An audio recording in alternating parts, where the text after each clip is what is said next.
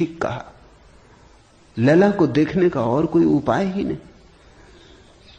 मजनू को बुलाया था उसके गांव के राजा ने और कहा था, तू पागल है, मैं तेरी लैला को जानता हूं, साधारण सी लड़की है, काली कलूटी, कुछ खास नहीं, तुझ पे मुझे दया आती। ये मेरे राजमहल की 12 लड़कियां खड़ी, ये इस देश की सुंदरतम स्त्रियां, इनमें से तू कोई भी चुन ले, ये तुझे रोते देख के मेरा भी प्राण रोता है।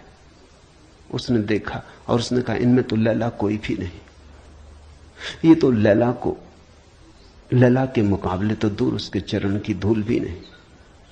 सम्राट कहने लगा, मजनू तू पागल है। मजनू ने कहा, यह हो सकता है, लेकिन एक बात आपसे कहना चाहता हूं, लैला को देखना हो तो मजनू की आंख चाहिए।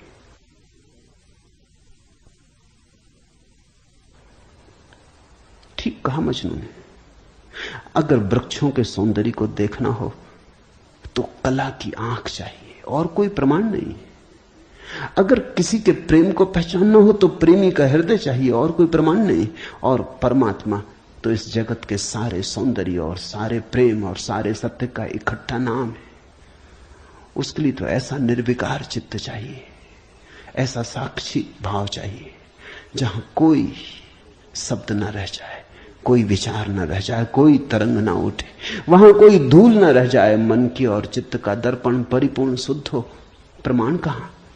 रामकृष्ण से विवेकानंद ने कहा, प्रमाण चाहिए। है परमात्मा तो प्रमाण थे।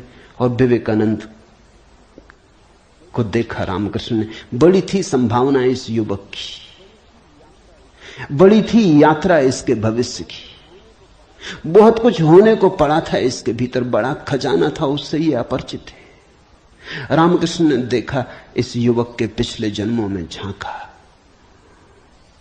ये बड़ी संपदा, बड़े पुण्य की संपदा लेकर आ रहा है। ये ऐसे ही तर्क में दबा न रह जाए।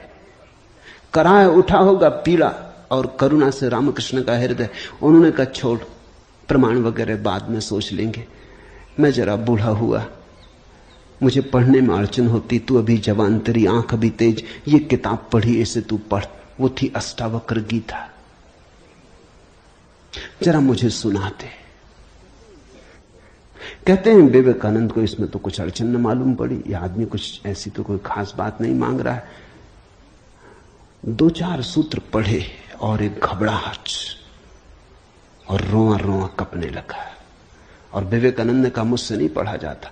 रामकृष्ण ने कहा, पढ़ भी, इसमें हर्ज क्या है, तेरा क्या बिगाड़ लेगी ये किताब, तू जवान है अभी, तेरी आंख अभी ताजी, और मैं बूढ़ा हुआ, मुझे पढ़ने में दिक्कत होती, और ये किताब मुझे पढ़नी, तो तू पढ़ के सुना दे। कहते हैं उस किताब को सुनाते सुनाते ही विवेकानंद डूब गए। रामकृष्ण ने देखा, इस व्यक्ति के भीतर बड़ी संभावना है, बड़ी शुद्ध संभावना है, जैसी एक बोधिसत्व की होती, जो कभी न कभी बुद्ध होना जिसका निर्णीत है, आज नहीं कल, भटके कितना ही, बुद्धत्व जिसके पास चला आ रहा है। क्यों अष्टावक्र की गीता रामकृष्ण ने कही कि तू पढ़ के मुझे सुना दे? क्योंकि इससे ज्यादा शुद्धतम वक्तव्य और कोई नहीं। ये शब्द भी अगर तुम्हारे भीतर पहुंच जाएं तो तुम्हारी सोई हुई आत्मा को जगाने लगेंगे। ये शब्द तुम्हें तरंगायित करेंगे, ये शब्द तुम्हें आह्लादित करेंगे, ये शब्द तुम्हें झकझोरेंगे। इन शब्दों के साथ क्रांति घटित हो सकती। अष्टावक्र की गीता को मैंने यूं ही नहीं चुना है, और जल्दी नहीं चुना, बहुत देर करके चुना है, सोच विचार के। दिन थे जब मैं कृष्ण की गीता पर बोला, क्योंकि भीड़ भाड़ मेरे पास थी। भीड़ भाड़ के लिए अष्टावक्र गीता का कोई अर्थ न था। बड़ी चेष्टा करके भीड़ भाड़ से छुटकारा पाया है। अब तो थोड़े से विवेकानंद यहां हैं, अब तो उनसे बात करनी है जिनकी बड़ी संभावना है। उन थोड़े से लोगों के साथ मेहनत करनी है जिनके साथ मेहनत का परिणाम हो सकता है। अब हीरे तराशने, कंकड़ पत्थरों पर यह छेनी खराब नहीं करनी, इसलिए चुनी है अष्टावक्र की गीता। तुम तैयार हुए हो इसलिए चुनी।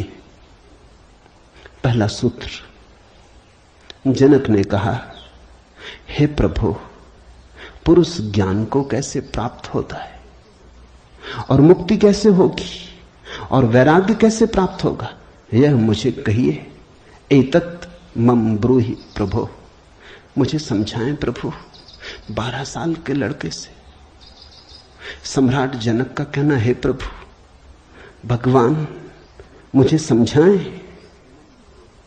एतत् मम ब्रूहि, मुझे ना समझ को कुछ समझ दें, मुझे अज्ञानी को जगाएं। 3 प्रश्न पूछे हैं। कथम ज्ञानम, कैसे होगा ज्ञान? साधारणता तो हम सोचेंगे कि यह भी कोई पूछने की बात है, किताबों में भरा पड़ा है। जनक भी जानता था किताबों में भरा पड़ा है वो ज्ञान नहीं, वो केवल ज्ञान की धूल है, राख है। ज्ञान की ज्योति जब जलती